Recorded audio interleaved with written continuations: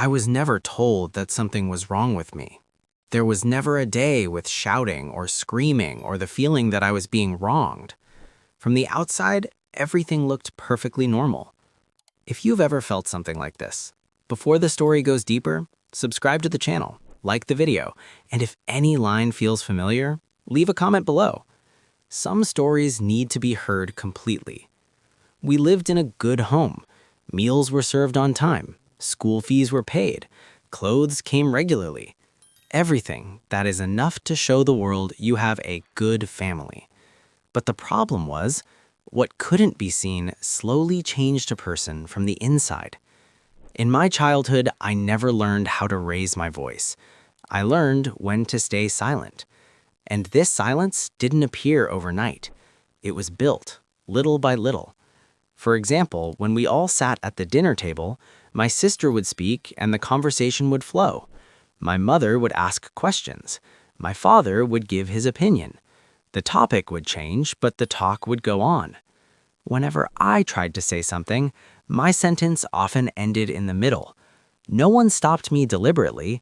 There was just no one listening. And when it happens again and again, you slowly stop speaking for yourself. I remember when my sister said she wanted to learn the piano. It became a topic at home. The benefits were discussed. A schedule was made. The next week, the piano arrived.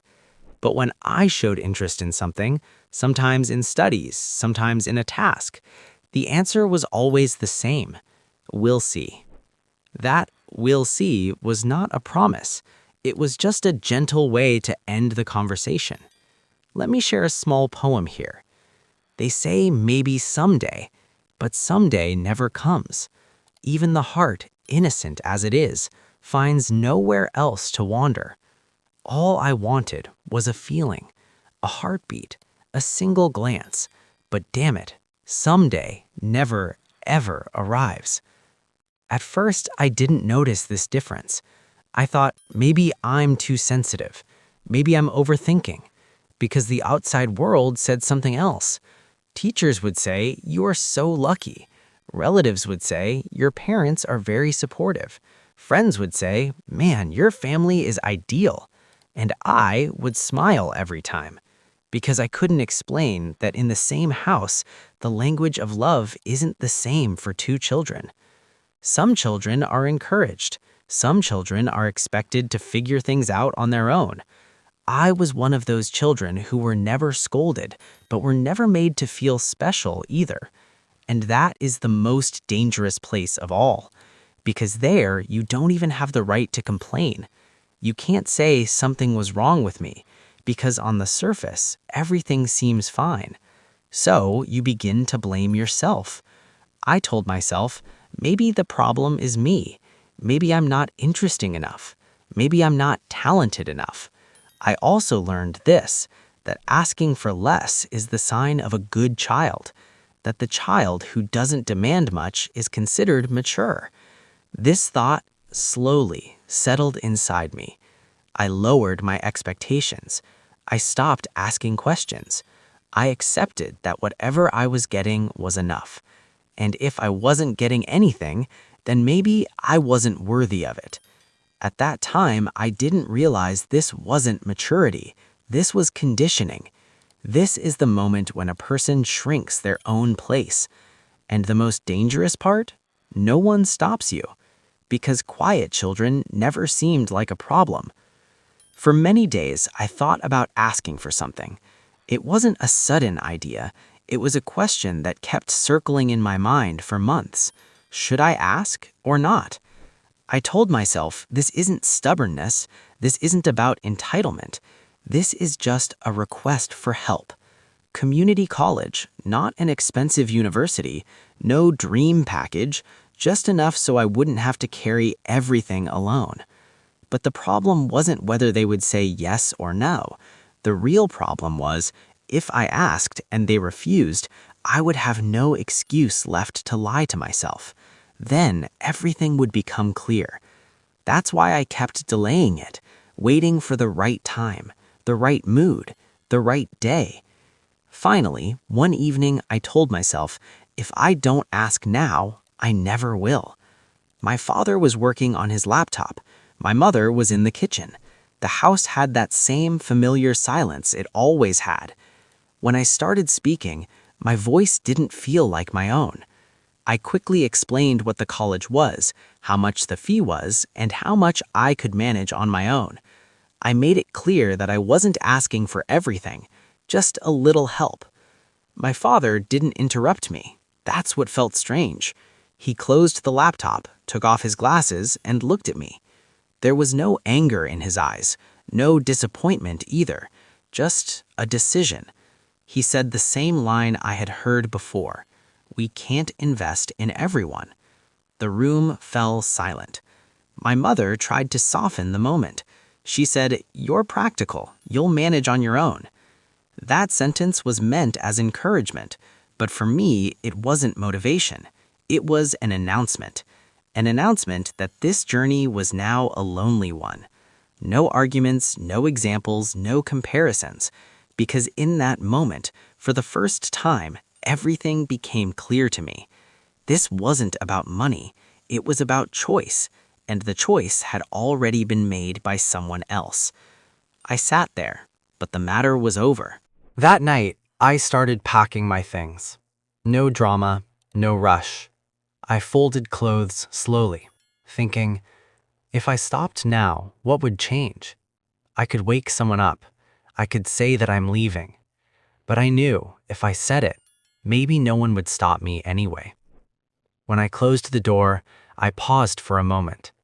That was the moment when a person hopes that someone will change the story. Some voice, some step, some question. Nothing happened. And that silence erased the last doubt in me. I left the house, but in truth, I left with an idea that my turn would come somewhere, someday. That night, I admitted for the first time that if I didn't make my place, no one else would make it for me. At first, I thought the hardest thing would be to be alone. But the truth was different. Being alone isn't as hard as living the day alone. In the first year, I worked 2 jobs, one in the morning, one at night. Days and nights turned into work. No one asked how I was doing. No one listened to how tired I was. At first, this felt fine, because fatigue suppresses feelings. When the body is broken, the heart doesn't have time to think. The second year taught me another lesson. I learned to sleep in my car. At first, I felt ashamed. I thought, if someone sees me, what will they think? Then slowly, the question changed. I thought, what if no one sees me? And that question was more honest, because no one was watching. Sleeping in the car isn't just about space. It draws a line in the mind. You learn how to find comfort in a small place. You learn that silence can be an enemy or a friend. The third year taught me something else. Being alone is better than waiting for a phone call, because waiting brings a new hope every day. And when that hope breaks, the pain is worse than being alone. They didn't call. I didn't call either, but I watched. Photos on social media, family functions, graduations, smiling faces. And with each photo came a question. Do they really remember me? Then I understood something. People remember you only as long as you are part of their plans. When you step out, you slowly step out of the story too. When I realized this, something changed inside me. I stopped calling myself a victim, because victims wait, and I didn't want to wait anymore. I started calling myself responsible for myself. I thought less about dreams, because dreams are only beautiful when your stomach is full. I chose stability. I learned work that doesn't make noise, work that needs more discipline than talent. I learned systems. I understood rules. I trusted the process. It wasn't glamorous, but it was reliable. Every month, a little improvement came. and that improvement didn't need applause. I was changing, slowly, quietly, no witnesses. And maybe that is real progress, when you're getting better and no one needs to see it. Years later, I had a small place of my own life, my own silence, my own routine. I didn't invite them, not because of anger, not because of old pain or resentment, simply because I no longer needed anyone's permission or validation to live. No supervision, no approval. I had made my own decisions. I had built my own place. And most importantly, I knew this place existed because of my own choices, not because of someone else's pressure or expectations. Then, one day, my mother called. Her voice was weak, tired. She said my sister was in trouble. The company had shut down. Debt had piled up. And then came the question I never imagined hearing. Can you help? I didn't bring up the past. I didn't calculate anything. I just thought for a moment and said, I learned something from you. Investment should be made where there is potential. Then I used the same word that was once used against me.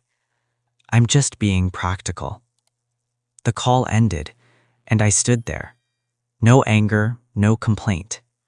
I decided I would help, quietly. No one would know. Not my mother, not my father, not my sister. I found small ways, managing money, taking care of necessary things, small acts that made their situation easier, all of it without noise. Only I knew. Time passed. Problems were resolved. My sister found her way. Everything settled. I didn't rebuild relationships. I didn't explain myself to anyone. I didn't step back into the role I once had. No interference, just the quiet satisfaction that I had done what I needed to do. No one was hurt. No one had to wait. Connections faded, but peace remained. Problems ended, but freedom stayed intact. I understood something then. Sometimes self-trust, silence, and distance are the greatest forms of help. I don't call them bad. I've just stepped back. Because sometimes, more than forgiveness, distance brings peace. This story is not about parents. It's about that moment when a person chooses himself. They taught me who matters, who is worthy, who deserves what. I simply accepted it, quietly, in my own way, within my own boundaries. This story was not about blame. It was not about complaints. It was simply an understanding that arrived late. That not every silence is weakness, and not every distance is hatred. Some distances are necessary to survive. If you stayed until the end, maybe this story was yours too. And if it was, know this: you are not alone. All of us, at some point, learn to choose ourselves, quietly. If this story stayed with you, subscribe to the channel. Some silences deserve to be heard.